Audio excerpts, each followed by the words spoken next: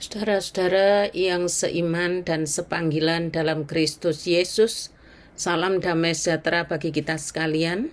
Setiap masa ada sejarahnya, setiap waktu ada kisahnya tersendiri. Saat teduh kita hari ini mengisahkan tentang seorang nabi Allah yang bernama Elia. Sebelum kita mempelajarinya, ada baiknya kita mengenal Nabi Elia dari tulisan Perjanjian Baru, Yakobus 5 ayat 17, yang menulis demikian, Elia adalah manusia biasa sama seperti kita, dan ia telah bersungguh-sungguh berdoa, supaya hujan jangan turun, dan hujan pun tidak turun di bumi selama 3 tahun dan 6 bulan. Artinya hujan tidak turun selama 3,5 tahun. Yang saya ajak kita untuk memperhatikan adalah kesaksian kitab suci yang mengatakan bahwa Elia adalah manusia biasa seperti kita. Manusia biasa yang dipanggil untuk menjadi nabi Allah, khususnya di wilayah Israel Utara yang rajanya waktu itu adalah Raja Ahab. Tugas seorang nabi adalah menjadi juru bicara Allah. Ia harus menyampaikan apapun yang Allah kehendaki tanpa ditambah atau dikurang, termasuk menyampaikan apa yang meresahkan dirinya.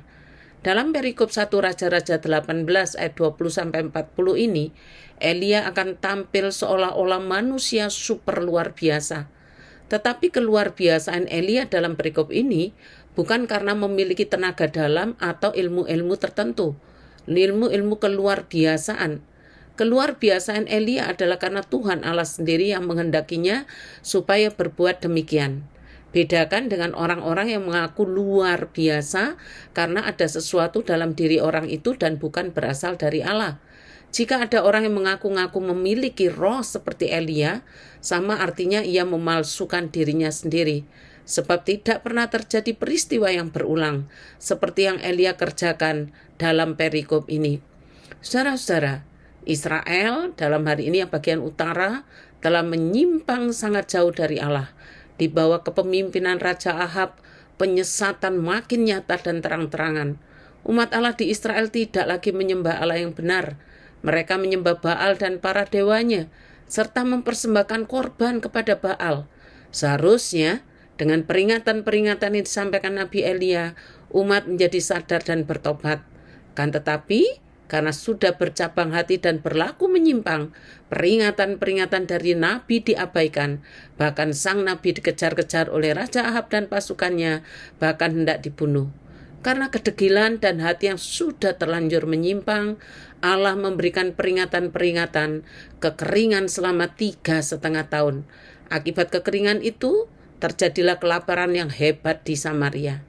Seharusnya dengan kekeringan dan kelaparan yang hebat selama 3,5 tahun sudah cukup untuk menyadarkan siapapun di Samaria untuk segera bertobat. Tetapi ternyata tidak demikian. Sampai akhirnya Tuhan memerintahkan Elia untuk menunjukkan bahwa Baal atau dewa-dewa mereka sembah selama ini yang mereka layani itu bukan Allah. Lalu Tuhan memberikan cara demikian. Lalu Elia mendekati seluruh rakyat itu dan berkata, "Berapa lama lagi kamu berlaku timpang dan bercabang hati? Kalau Tuhan itu Allah, ikutilah dia. Dan kalau Baal, ikutilah dia." Tetapi rakyat itu tidak menjawabnya sepatah kata pun. Lalu Elia berkata kepada rakyat itu, "Hanya aku seorang diri yang tinggal sebagai nabi Tuhan. Padahal nabi-nabi Baal ini ada 450 orang banyaknya. Namun, baiklah diberikan kepada kami 2 ekor lembu jantan. Biarlah mereka memilih seekor lembu, memotong-motongnya, menaruhnya ke atas kayu api, tetapi mereka tidak boleh menaruh api. Aku pun akan mengolah lembu yang seekor lagi, meletakkannya ke atas kayu api, dan aku tidak akan menaruh api. Kemudian biarlah kamu memanggil nama Allahmu, dan aku pun akan memanggil nama Tuhan." Maka Allah, A kecil di sini, yang menjawab dengan api, dialah Allah. Seluruh rakyat menyaut katanya, "Baiklah demikian." Kemudian Elia berkata kepada nabi-nabi Baal itu, "Pilihlah seekor lembu dan olahlah itu dahulu, karena kamu ini banyak. Sesudah itu panggilan nama Allahmu, tetapi kamu tidak boleh menaruh api." Mereka mengambil lembu yang diberikan kepada mereka, mengolahnya dan memanggil nama Baal dari pagi sampai tengah hari. Kata mereka, "Ya Baal, jawablah kami." Tetapi tidak ada suara, tidak ada yang menjawab. Sementara itu mereka berjingkat-jingkat di sekeliling mezbah yang dibuat oleh mereka. Pada tengah hari Elia mulai mengejek mereka, katanya, "Panggillah lebih keras, bukankah dia Allah? Mungkin ia merenung, mungkin ada urusan, mungkin ia bepergian, barangkali ia tidur dan belum terjaga." Maka mereka memanggil lebih keras serta menoreh-noreh dirinya dengan pedang dan tombak seperti kebiasaan mereka, sehingga darah bercucuran dari tubuh mereka. Sesudah lewat tengah hari, mereka kerasukan sampai waktu mempersembahkan korban petang. Tetapi tidak ada suara, tidak ada yang menjawab, dan tidak ada tanda perhatian. Kemudian Elia mengambil 12 batu menurut jumlah suku keturunan Yakub. Kepada Yakub ini telah datang firman Tuhan, engkau akan bernama Israel.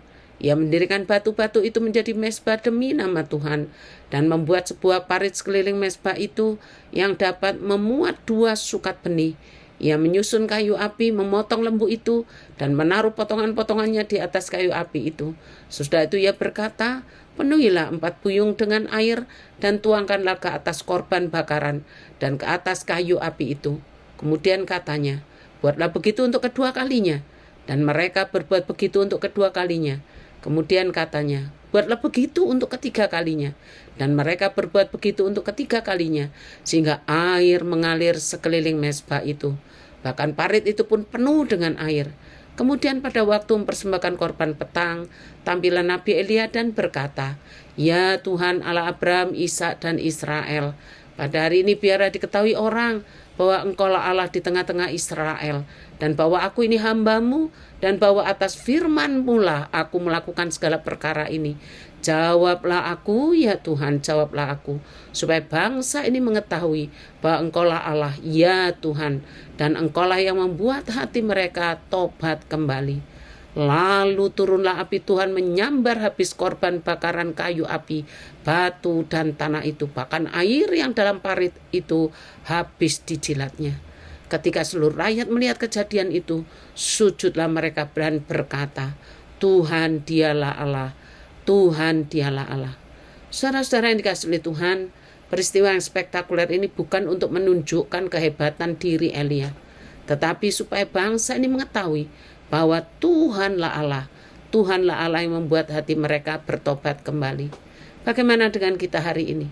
Jangan pernah sekali mencobai Tuhan Allah dengan permintaan seperti yang Elia lakukan, supaya kita bertobat.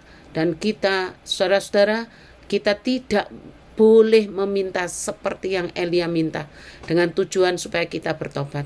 Kita sudah diberikan Tuhan Yesus, Allah yang sudah menjadi manusia dan diam di antara kita. Bukan hanya dapat membuat balik, tapi membuat kita menjadi anak-anaknya. Karena itu sebagai anak-anaknya, sudahkah hidup kita mencerminkan Kristus? Semoga demikian, sebab jika terjadi berbeda sama sekali, maka sebenarnya kita berada di jalan yang sama dengan umat Israel di Samaria di zaman Raja Ahab. Selamat ulang tahun Nicholas AFW. Doa untukmu akan saya japri. Terima kasih, Tuhan Yesus memberkati.